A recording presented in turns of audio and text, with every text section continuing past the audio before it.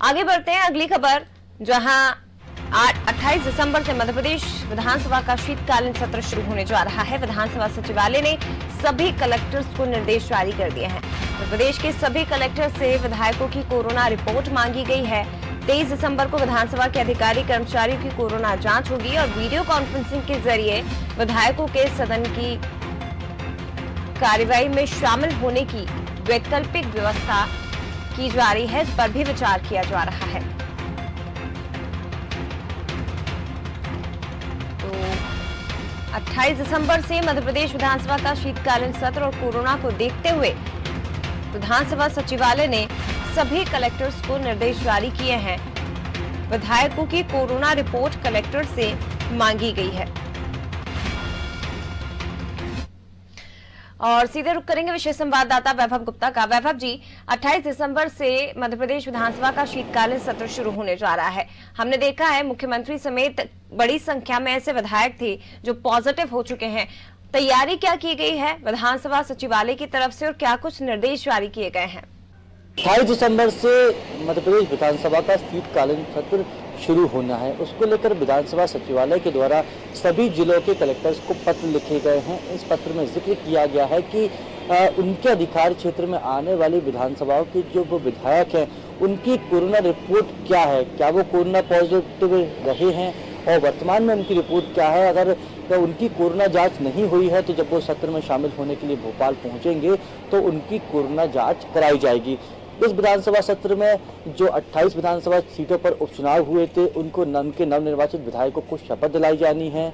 अध्यक्ष और उपाध्यक्ष का निर्वाचन भी होना है। इसके साथ ही अनुपूरक बजट, धर्म स्वायत्त विधेयक के साथ ही अन्य जो महत्वपूर्ण सरकारी कामकाज है वो भी पूरा किया जाना है। ऐसे में विधानसभा सचिवालय के द्वारा ये सोचा जा रहा है, चूंकि कोरोना का संकट अभी बरकरार है, ऐसे में माननीयों को कोरोना के संकट से भी बचाना है और विधानसभा के सत्र के समय जो अधिकारी कर्मचारी विधानसभा में पहुंचते हैं उन पर भी कोरोना का संकट ना मंडराए, उसकी चिंता भी विधानसभा सचिवालय के द्वारा की जा रही है। तो ऐसे में जो भी विधायक विधानसभा पहुंचेगा उसकी कोरोना जांच की जाएगी।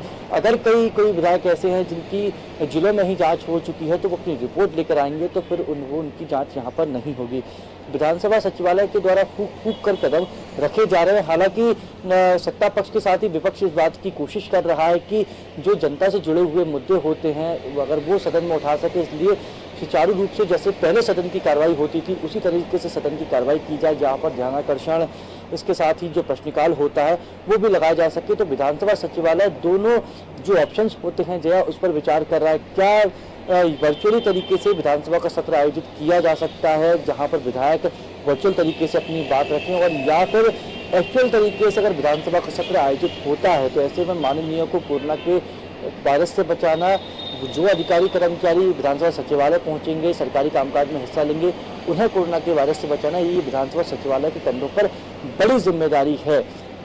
तो इस जिम्मेदारी का निर्वहन भी विधानसभा सचिवालय को करना और जो माननीयों के द्वारा जो समस्याएं बताई जा रही हैं उन्हें कोरोना के संकट से बचाने के साथ ही सरकारी कामकाज पूरी तरीके से चल सके, इस बात की चिंता भी विधानसभा सचिवालय को करनी है। इसलिए विधानसभा सचिवालय के द्वारा सभी जिलों के कलेक्टर्स को पत्र लिखकर उनके अधिकार क्षेत्र में आने वाली विधानसभाओं के विधायक की कोरोना रिपोर्ट मांगी गई है। बिल्कुल, आपको बता दें कि मुख्यमंत्री समेत 32 ऐसे विधायक हैं जो पॉजिटिव हुए थे और अब 28 दिसंबर से शीतकालीन सत्र मध्य प्रदेश विधानसभा का शुरू होने जा रहा है। कोरोना भी है तो इसी को ध्यान में रखते हुए तमाम तैयारियां की जा रही है और सचिवालय की तरफ से कलेक्टर्स को विधायकों की कोरोना रिपोर्ट लेने के भी आदेश जारी कर दिए गए हैं।